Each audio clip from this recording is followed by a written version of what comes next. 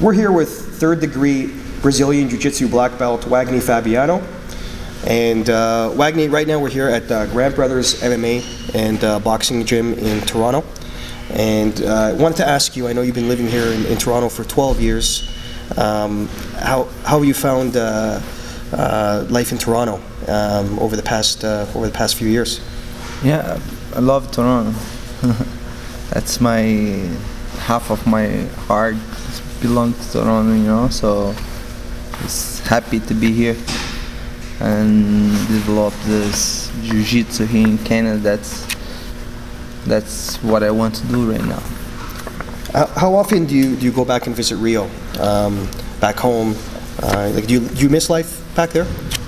Well, it's like I said, you know, I live here 12 years, so I miss my family, my friends, my team guys, my team down there. But you know, I have a lot of things to go on here. I have this gym here, have the extreme culture I teach as well. So I have lots of work here, lots of things go on here right now.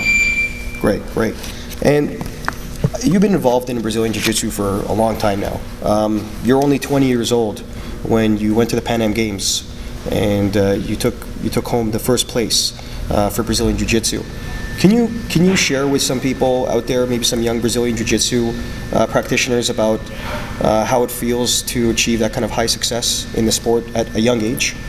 Well, I started Jiu-Jitsu 3 years old, and as all my family training, all my family pretty much in the mat. So it's for me, it's like a big victory, you know, because we see like our job there. I sweat a lot my gi to get in there, and finally I get. So that's just nothing paid that, you know what I'm saying? Right. And it was very good, very good. Right. And for some people out there that don't know, can you remind us when at first did you get your first black belt? I got my black belt. It was '96.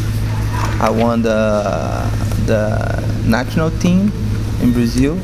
Actually, we have me, Renato Veríssimo, Charuto, and Vitor Ribeiro, Shaolin. We got the black belt together, our three, because me, Vitor, and Charuto, we won the national. Right. So we got in the podium, man. That was beautiful. Beautiful. And who was that under back then? Who was your coach at the time? Yeah, I was with Nova Uniao, Wendell and André Pedernera. And can you describe what it's like to train under Wendell and Andre? So man, this guy is an encyclopedia, man. I think that's the exact name for them, you know, because they knows every little details, you know. He can explain to you, show, and if you have a trouble, he always have like an answer for your question, man. That's the thing that's nice about these guys, you know. And I feel like an honor, man, to grow up in this sport. I have learned a lot with these guys, you know. And not many people have this opportunity, but you know, I have to thank God for this opportunity, you know.